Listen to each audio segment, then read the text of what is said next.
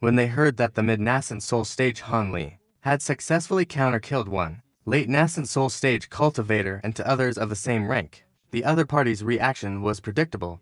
Inside the Lesser Void Spirit Hall, Han Li successfully killed Venerable Han Li, who was attached to his Void Sky Cauldron. After sealing his nascent soul, he discovered that in another quiet chamber, the people were putting in utter disbelief. It seemed they simply didn't believe that Han Li could truly. Then, I'll send you both on your way as well, Han Li said bluntly. Venerable Han Li was defeated by you. Impossible.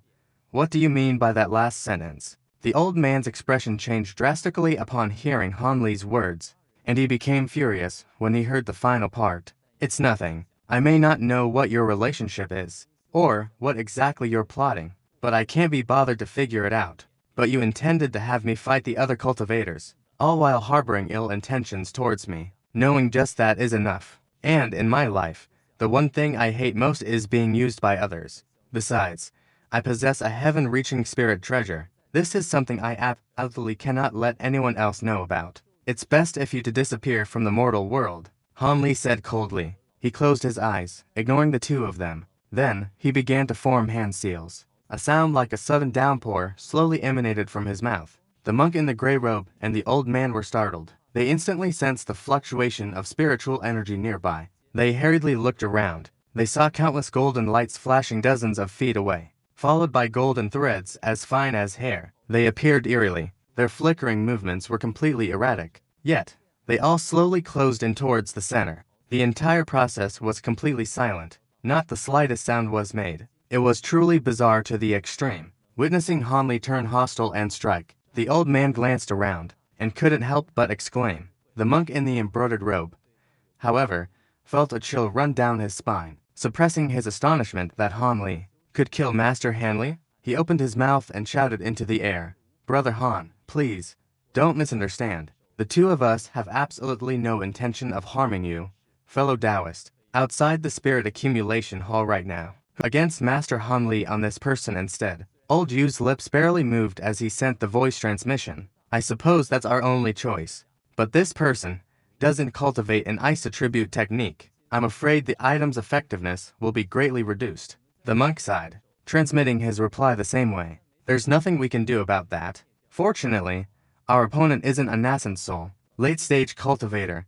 Even if we can't kill him, severely injuring him should be no problem at all. We really miscalculated this time. We received news that this Han Brat's abilities were so great that they were on par with a late-stage cultivator. But we never expected him to be this difficult to deal with. Our original plan was to let him and Master Han Li wear each other down first. Then we would strike at the end to secure an easy victory. But we never imagined this person would just annihilate Old Man Han Li without taking much damage himself. If I'd known, I never would have gotten involved in this mess." Old Yu said resentfully. "What's done is done. Fellow Taoist Long, there's no need for regret. That item may have been used up, but we got a heaven-reaching spirit treasure in return, and the 5-child concentric membrane. All things considered, we still came out way ahead." When the monk saw that he couldn't persuade Han into the yellow swords, each one was radiating golden light, looking exceptionally sharp. Meanwhile, the monk clapped his hands together,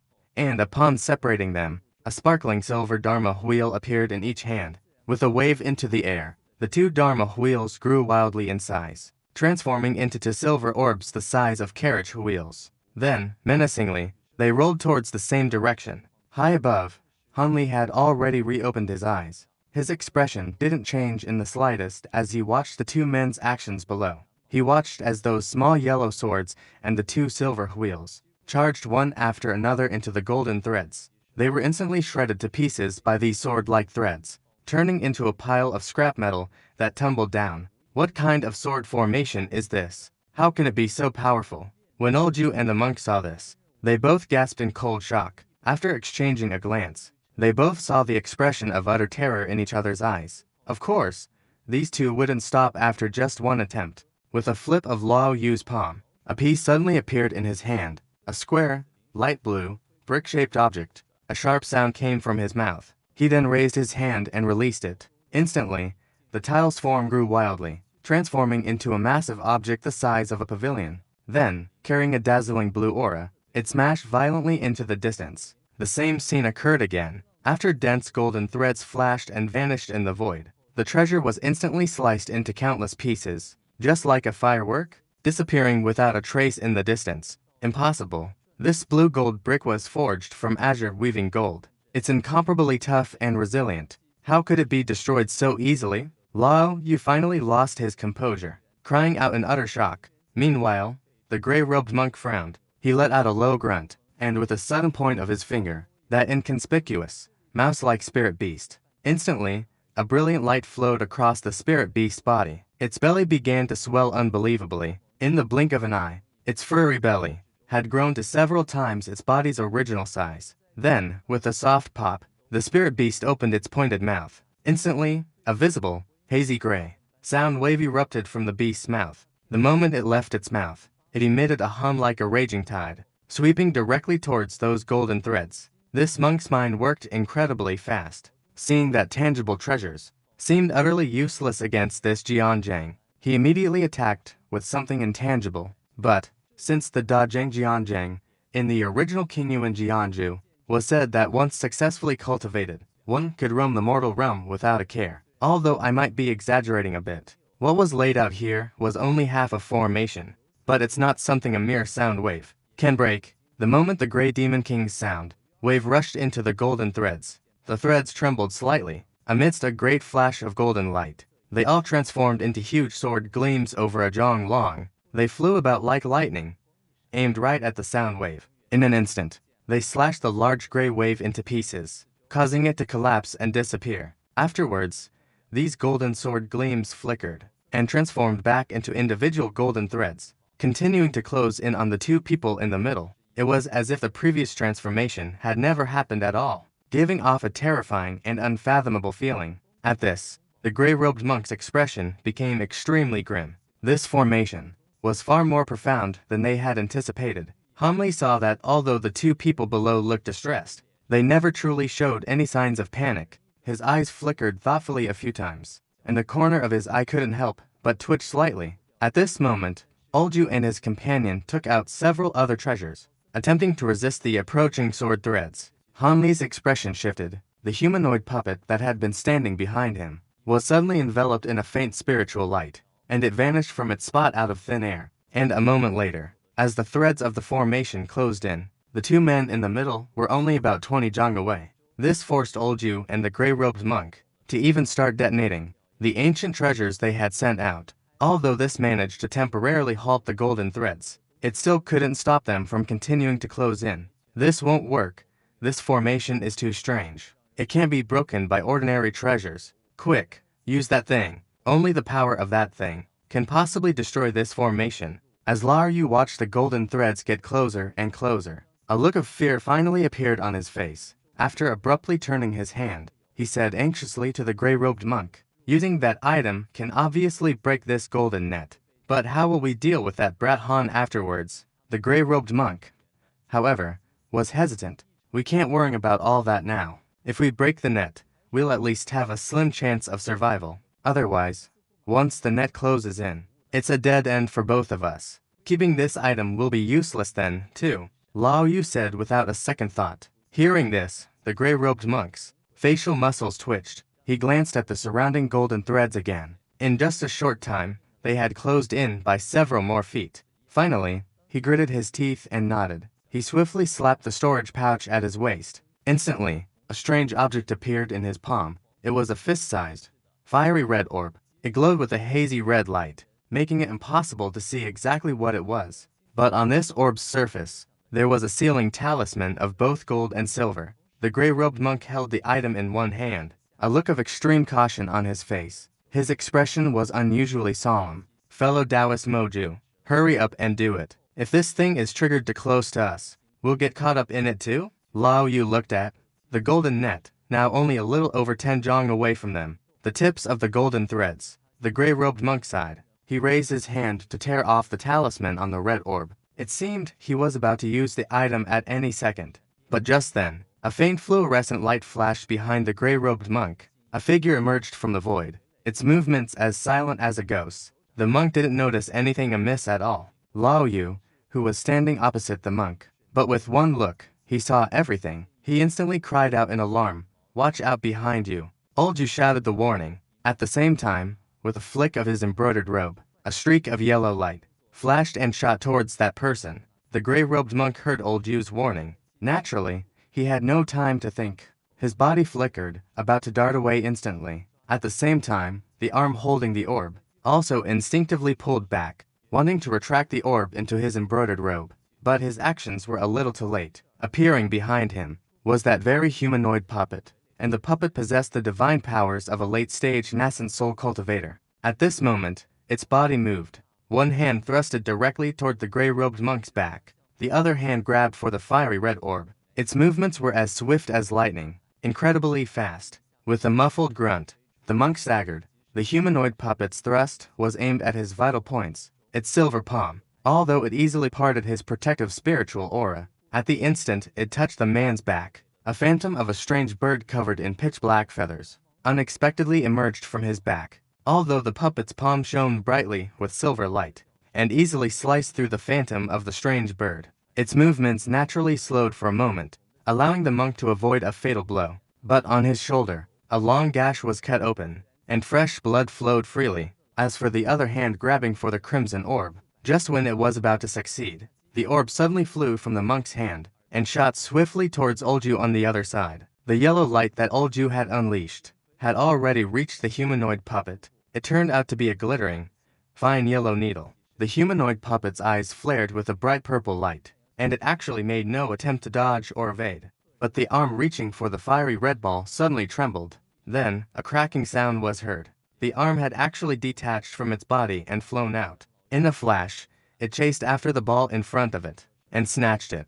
Then, it spun and shot back. The thin yellow needle, at almost the same instant, struck the humanoid puppet's head. A muffled explosion rang out. A yellow light flashed. Oh no! A cry of alarm and a cry of joy, two completely different shouts, came from the monk and Lao Yu at the same time. It wasn't that the two had different thoughts. Rather, the monk saw the fiery red ball being taken away by someone else. Naturally, he was shocked and furious. And from a distance, Lao Yu saw that his own creation, cultivated for hundreds of years, his life-bound magic weapon, had struck the opponent's vital point, and the opponent seemed to have no protection whatsoever. He couldn't help but be overjoyed. The humanoid puppet's figure stumbled back several steps.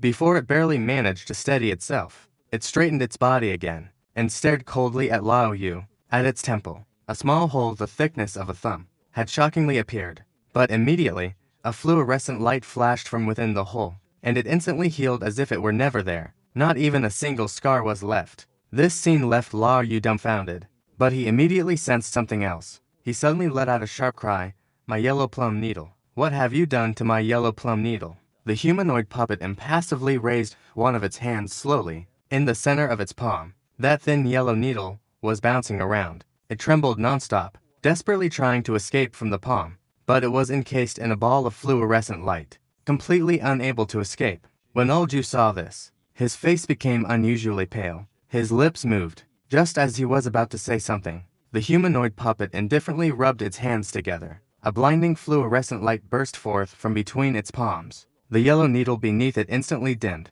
Its spiritual energy greatly diminished. As Olju was connected to it, he let out a loud cry, and spat out several mouthfuls of vital blood, instantly losing a great deal of his vital energy. The gray-robed monk's face was ashen. He ignored the injuries on his back, and suddenly threw his hands up. Countless fist-sized balls of fluorescent light surged wildly from his hands. They faintly carried the sound of wind and thunder. It was unclear what kind of treasure this was, to have such an astonishing display of power. But Han Li, who was in the air, saw this and let out a cold laugh. With a thought, the humanoid puppet suddenly formed a hand seal. A bright fluorescent light erupted from its body, and in a flash of light, it strangely vanished from its original spot. Those silver balls of light naturally all struck empty space, having no effect whatsoever. The monk and Olju looked at each other, and both saw despair in the other's eyes. At this moment, the surrounding golden threads were only 7 or 8 zhang away from them.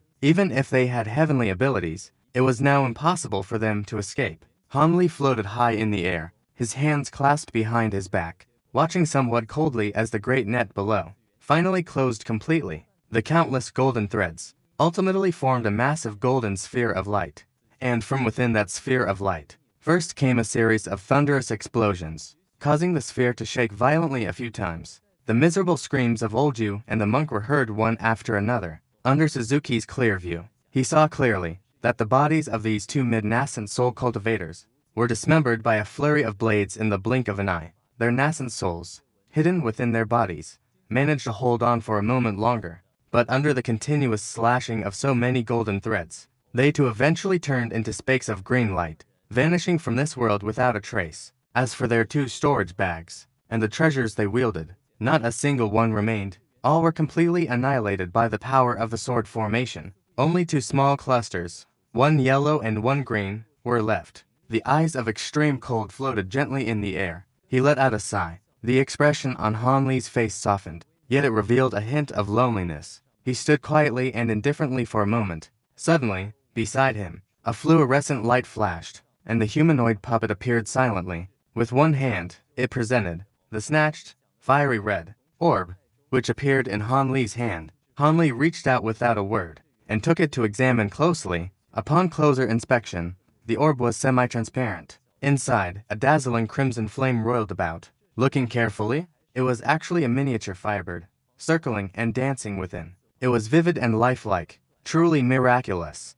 And around this firebird, multicolored runes of various shades flickered. Each rune, upon close inspection, turned out to be a type of ancient script that seemed familiar yet was not. Even with Han Li's current profound knowledge of ancient scripts, he was still unable to identify these writings, or their general origin. It seemed to be a completely new type of ancient writing. Han Li studied it for a long time. His brow furrowed slightly. This item, since those two brought it out at the final moment, it must be something extraordinary. They regarded it as a treasure trump card.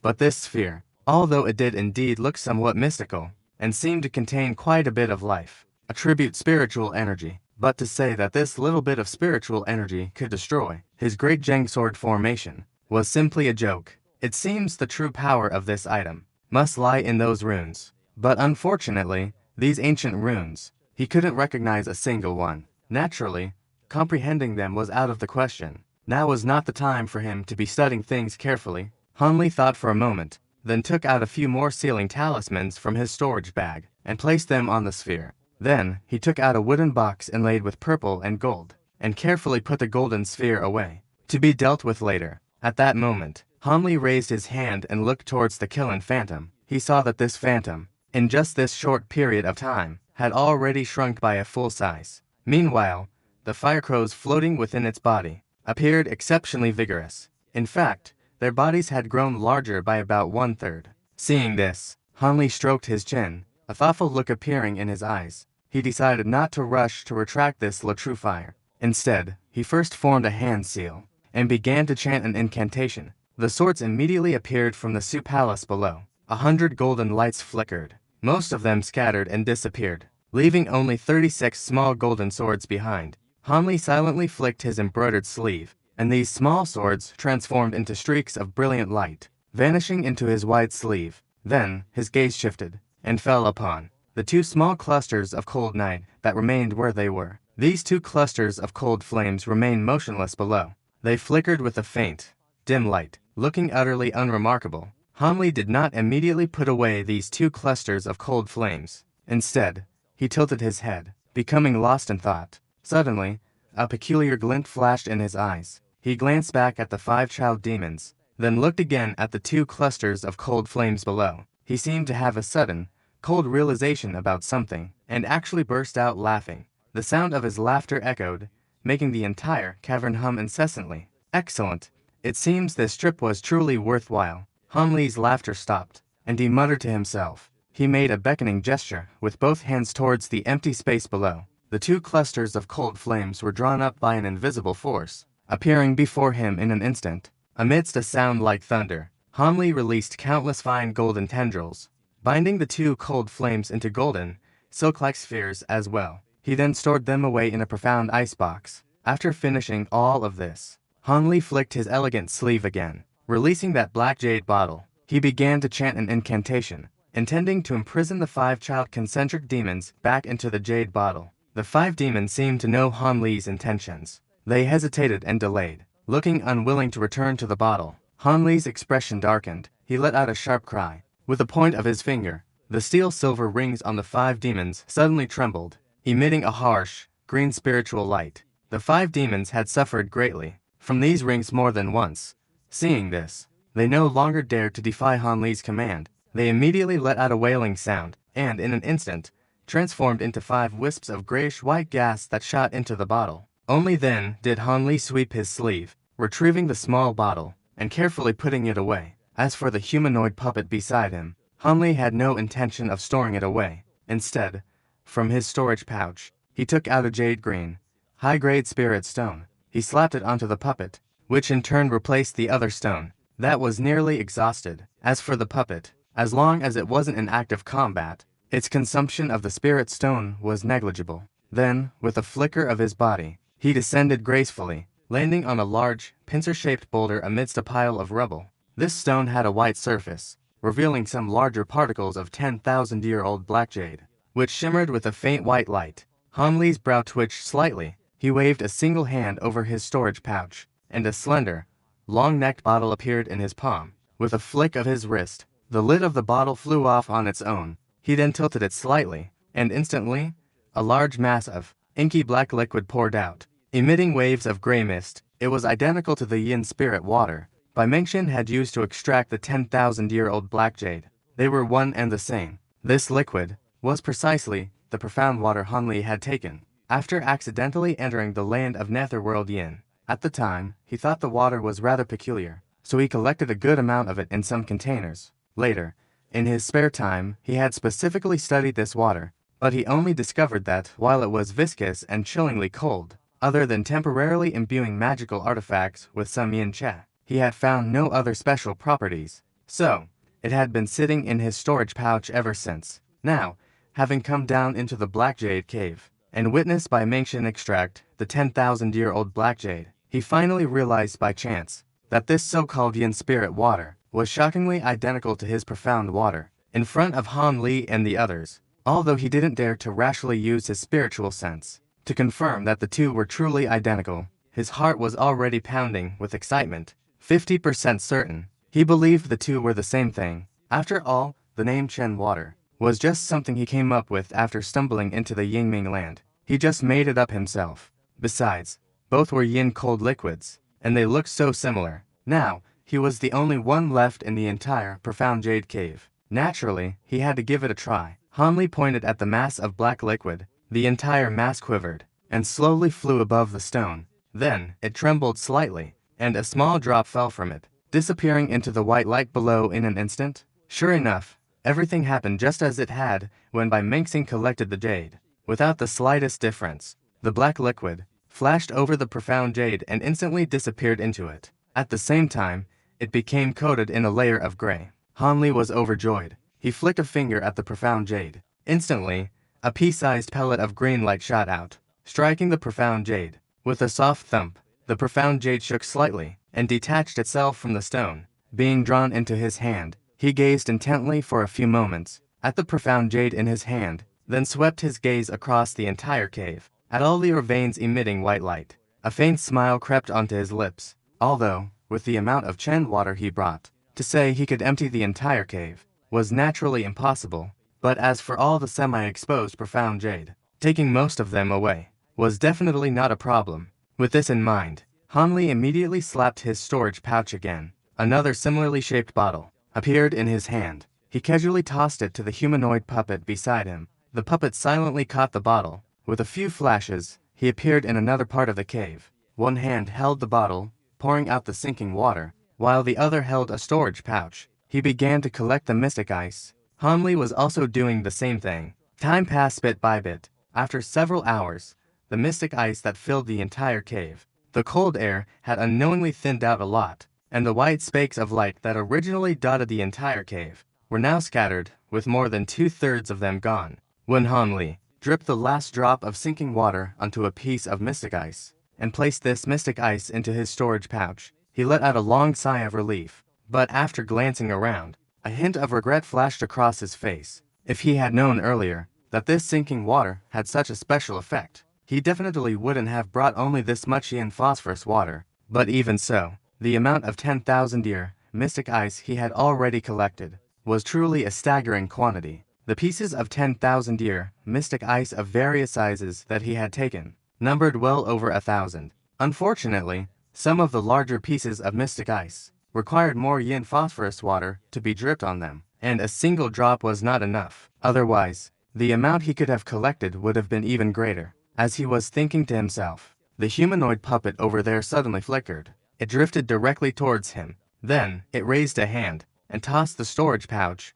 which had become bulging, right over. Han Li reached out and caught the item. He casually swept his divine sense inside. Indeed, there were also about 1,000 pieces inside. In that case, with so much mystic ice, Han Li began to ponder. Besides adding it to his 72 flying swords, what other magic treasures could he refine with them? Or perhaps add it to some of his existing treasures to increase their power. But even if Han Li did this, it was also impossible to use up all of these melodies. For most of the remaining melodies, he still needed to use their cold cha to refine his eye of hunger and cold. After all, with the help of this cold cha from the melodies, refining the eye should be twice as effective. Han Li didn't dwell on these matters. After a fleeting thought, he pushed them to the back of his mind. He put away the storage pouch, and once again looked up at the probing eagle true fire in the sky. Or, rather, the fire duck it had transformed into. At this moment, the fire duck was a good 5 to 6 times larger than before. It was now about the size of a human head. The Killing Phantom, however, had long since lost its form. All that was left was a riling layer of white chat enveloping the fire duck. The profound feather plaque was being held in the fire duck's beak, and it was playfully tossing it up and down nonstop. Han Li was taken aback by this sight. An exasperated expression appeared on his face. He quickly raised his hand and beckoned to the sky. Instantly, the profound feather plaque shot out of the fire duck's beak and flew straight towards him, landing in his hand. Without the support of the profound feather plaque, the remaining white chat instantly dispersed, on the verge of disappearing completely. Seeing this, the fire duck immediately let out a low cry. With a flap of its wings, its entire body transformed into a ball of crimson flame and swept toward the remaining white chat. It pulled all of the little remaining white chat inside, absorbing it completely into its body. After doing all this, the flame once again took the form of the fire duck. It circled excitedly in the air for a moment, then slowly descended onto Han Li's shoulder. It tilted its head and used its sharp beak to preen its fire feathers, which had become even more vibrant and red. Han Li gazed at the fire duck, a hint of astonishment on his face. This sun is scorching. It's become much more spiritually potent than before. He looked down at the melody plate in his hand. He seemed to have thought of something. With his other hand, he made a grasping motion in the air. Instantly, a wisp of profound jade cold cha landed in his hand, gently enveloped by a ball of violet luo extreme fire. As a light flashed in his cold eyes, he could clearly see the cold cha within the purple flame was no longer in the thread-like solid form he had seen before, but had become abnormally diffuse. It was now indistinguishable from ordinary cold cha. A look of realization dawned on Han Li. He examined the melody plate in his hand, then clicked his tongue twice in amazement. He then put the treasure away into his storage pouch. After searching the entire melody cave once more, and confirming there were no other treasures to be found, he left with the humanoid puppet and the fire crow, transforming into a streak of cyan and red light, and shot towards the entrance. The entrance, of course, was sealed up, completely tight. Han Li, gazing at the various mysterious runes flashing over the entrance, flicked his embroidered sleeve without a word. Instantly, a small Qianlin cauldron flew out from his sleeve. After spinning rapidly, it hovered motionlessly in front of him. If it were any other cultivator, they would have been unable to control this cauldron. After all, it was clear this Qianlin cauldron required one to have cultivated the Qianlin ice flame. In order to use it, this was likely the reason its original owner felt safe enough to give one to the monk. But for Han Li, this was no problem at all. He gave the cauldron a calm look, formed a hand seal, and the violet luo extreme fire covering his body suddenly trembled. Its color began to change drastically. In the blink of an eye, the layer of purple flame on his body turned a pale blue, completely transforming into the Qianlin ice flame model, flashing with the blue light. With one hand, he lightly tapped the small cauldron before him. Instantly, a wisp of blue flame shot out like a scaly tongue, landing precisely on the cauldron. The blue cauldron immediately trembled and emitted a humming sound. Countless ancient blue flames also erupted from within the cauldron. Its entire body burst forth with a brilliant blue light,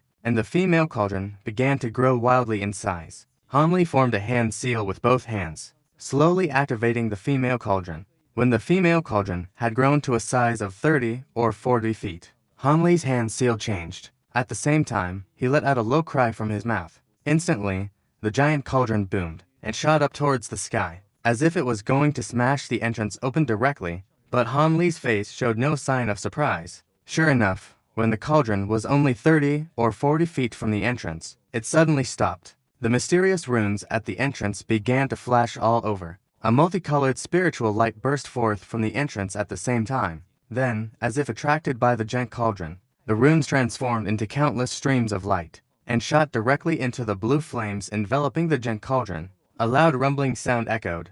The entrance slowly cracked open, forming a long, vertical fissure. Han Li, along with his puppets and the fire crow, flashed out from the fissure. In the blink of an eye, he appeared atop the altar in the Void Spirit Hall. Without looking back, he made a gesture with his hand. The blue cauldron flew out from behind him, rapidly shrinking as it shot into his sleeve, and was put away. As another rumbling sound was heard, the Zhuanyu cave's fissure closed up again. Han Li's gaze swept across the surroundings. The area was perfectly quiet, without a single soul in sight. It was exactly as it had been when he entered the Zhuanyu cave. He let out a sigh of relief, and glanced from the altar toward the vast, dense forest of tall ice pillars ahead. His brow furrowed. This ice-shattering cold-splitting array was quite troublesome, although he believed that the cold chit in the array wouldn't pose much of a threat to him. Breaking this array was no easy task. After all, this formation was not some temporary setup. It was a genuine ancient wonder array.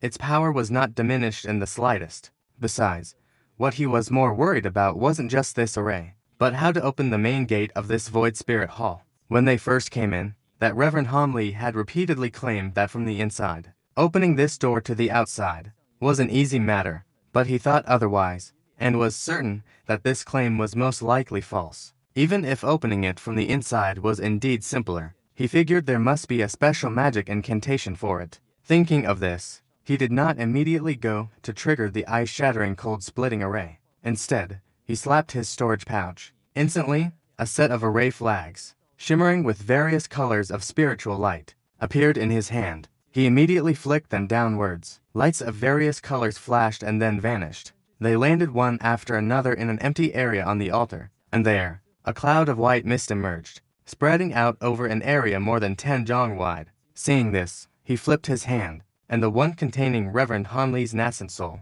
a jade bottle artifact, appeared in his hand.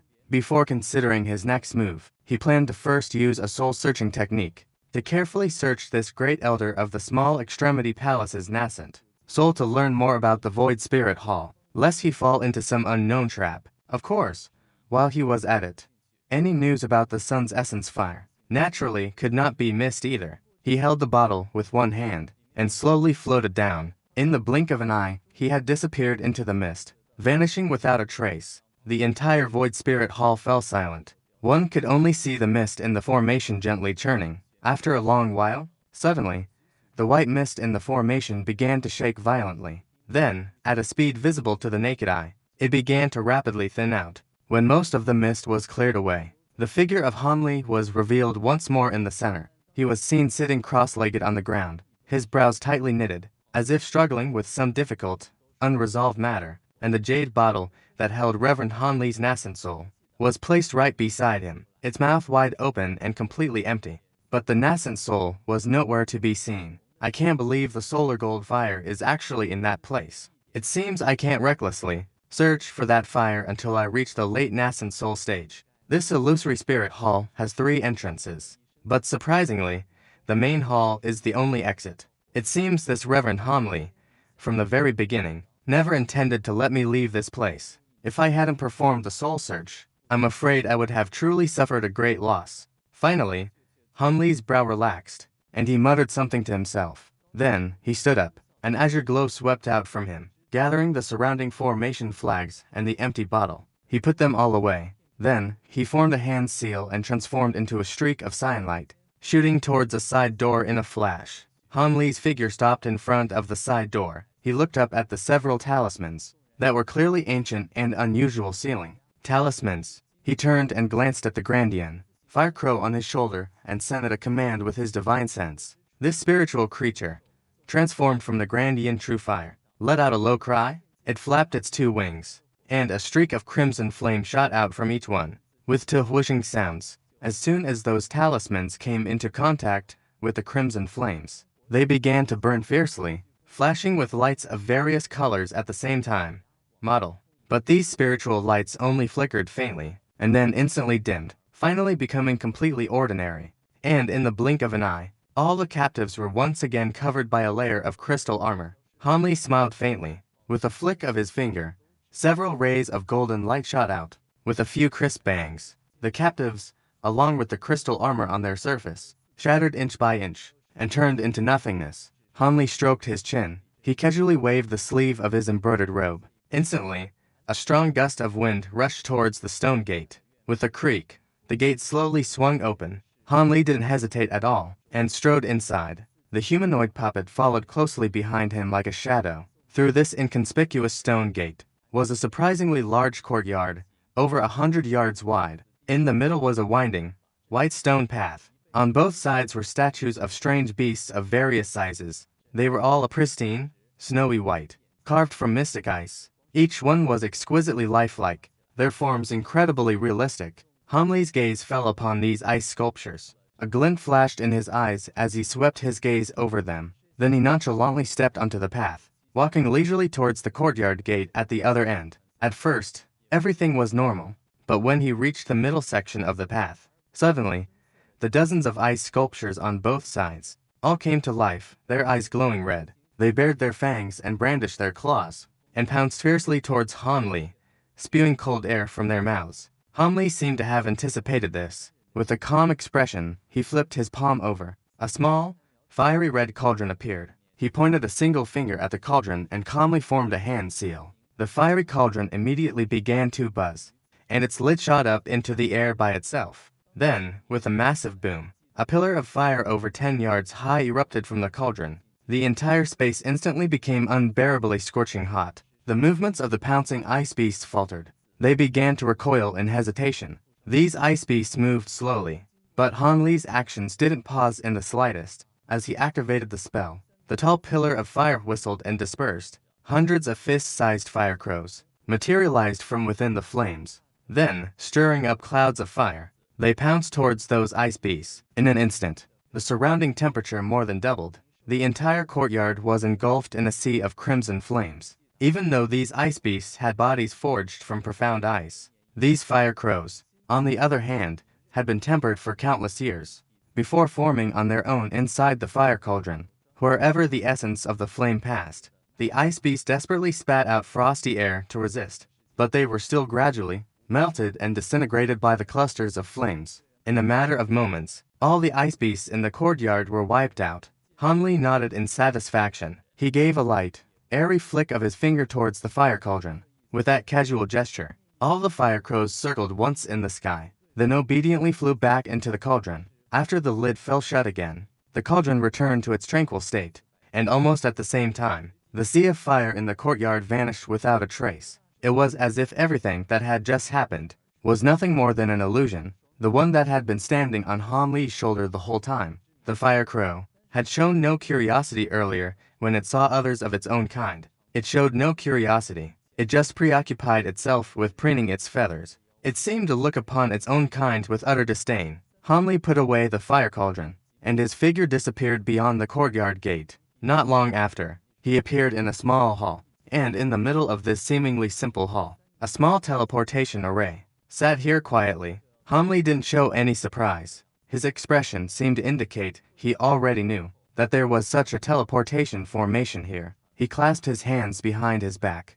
and seemed to be about to walk over to carefully observe this formation. But just at that moment, suddenly, the white light of the formation in front of him flickered. It seemed to have been activated, as if something was about to be teleported over. A look of surprise appeared on Hanli's face. But with his current divine abilities, even if it were another late-stage cultivator from the small profound palace, or that small profound palace princess teleported over personally, he wouldn't be afraid of anything. After stopping in his tracks, he instead remained calm and composed. quietly watching the teleportation array before him. Just in case, the humanoid puppet behind him also vanished from the spot in an instant, concealing its presence. The teleportation array in front of him wasn't large. At most, it could teleport 2 or 3 people at a time. As it turned out, as the white light flared, 3 slender figures stumbled out from within. Hanli squinted his eyes. They were 3 young women wearing the attire of the small profound palace. Their cultivation levels were all around the foundation establishment stage. The one among them who appeared to be the oldest had even reached the core formation realm. But these 3 female cultivators looked panicked, and at the same time, their clothes were in disarray. One of the women's foreheads was even stained with blood, and she was seriously injured. It was obvious they had just been through a great battle. "Who are you?" "Wait, Senior Han." When these 3 women saw, standing silently in front of the formation, a man who was not wearing the attire of the small profound palace, they were startled. The 2 uninjured women, and immediately each spat out a mouthful of crystalline liquid that splashed out. But among them, the injured one, a woman with a rather petite figure, after taking a closer look at Hanli, cried out in pleasant surprise. Hearing this, Hanli was taken aback as he re-examined this young lady from the palace who recognized him. A female palace disciple. He realized she was actually the one from the VIP building who had specifically attended to him for a period of time. The maid surnamed Hua. "So it's you. What happened?" Hanli's expression remained unchanged as he asked calmly, although the other 2 women didn't know who this Senior Han was, since their junior martial sister recognized him, and his tone didn't sound like that of an enemy. Their expressions naturally relaxed after scanning Hanli's cultivation with their divine sense. The 2 women were suddenly both shocked and delighted, but before the 2 women could step forward to greet him, the teleportation array behind them flashed with white light again. Immediately, a foul aura emanated from it. A large, beastly shadow suddenly appeared in the formation. It was a bipedal, unknown demon beast with a horse's face that stood upright onto feet. It was holding a light green steel fork in one hand. Down its back ran long, blackish-brown fur. "Senior, be careful. These are the monsters attacking our palace. He was the one chasing us just now." The 3 women, naturally alarmed, hurriedly retreated. The woman surnamed Hua, in particular, urgently warned him, yelling to Hanli. This demon beast also emerged from the formation. Seeing the 3 women, it immediately revealed a savage grin. It brandished its steel fork, looking like it was about to charge out of the formation. But at that very moment, a red light suddenly flashed behind the beast. A massive explosion was heard. Then, something flashed gracefully and vanished in an instant. The demon beast let out a blood-curdling scream. On its chest, a fist-sized hole suddenly appeared. The edges were completely scorched black. The demonic beast's body swayed violently. The steel trident in its hand fell from its grasp as its towering figure collapsed inside the spell formation. The woman surnamed Hua was still composed. She knew that Hanli was someone that even the elders of her palace had to treat with the utmost respect. Although it seemed he didn't attack personally, it was definitely related to this Senior Han. To annihilate a level 6 or 7 demonic beast would naturally not take much effort for him. The other 2 female cultivators also breathed a sigh of relief. "Thank you for your help, Senior. These demonic beasts have already breached the main hall of our virtual spirit hall. We hope Senior can lend our palace a hand." The female cultivator with the highest cultivation at the core formation stage said respectfully to Hanli, bowing as she spoke, "Breached the main hall. Isn't your virtual spirit hall protected by numerous restrictions? How could something like this happen?" Hanli flicked his sleeve, and instantly, a gust of wind blew past, sending the beast's corpse flying out of the spell formation. Only then did he ask nonchalantly, "We are not sure about that either. We were patrolling inside the hall when we suddenly discovered a large horde of demonic beasts appearing in the main hall. It was as if they hadn't triggered the restrictions outside the hall at all, and just invaded the main hall directly." The woman hesitated for a moment,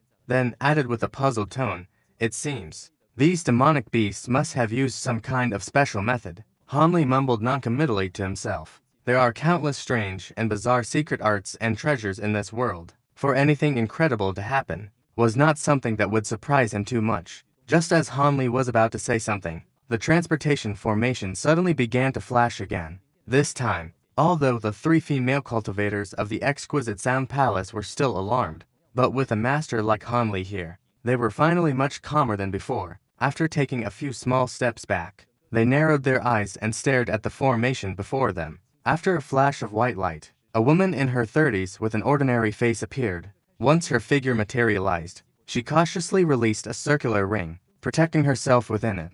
But upon seeing Han Li and the three women, she was taken aback. However, when her gaze shifted, and she saw the corpse of the demon beast lying next to the formation, she sized Han Li up again. A hint of pleasant surprise then appeared on her face. "Greetings, Martial Aunt Yao." When the three female cultivators saw this woman, they immediately went forward and greeted her with great joy. The woman waved her hand at the three of them, then stepped out of the formation and walked over to Han Li. She bowed respectfully. "This junior pays her respects to Senior Han. You know who I am." Han Li looked the woman over. Her face was completely unfamiliar. He felt a bit strange. "This junior, Yao man, once served as a patrol officer in the palace. I once saw you from a distance during a patrol." The woman said respectfully. "I see." Han Li gave a noncommittal nod. "May I ask, Senior, are you with the other elders from our palace? Because demon beasts have suddenly invaded the main hall of Su Ling Palace." This junior was ordered to come ask Great Elder Han Li for aid. The woman had no intention of hiding anything, and asked him directly. At the same time, she couldn't help but glance towards the entrance of the main hall.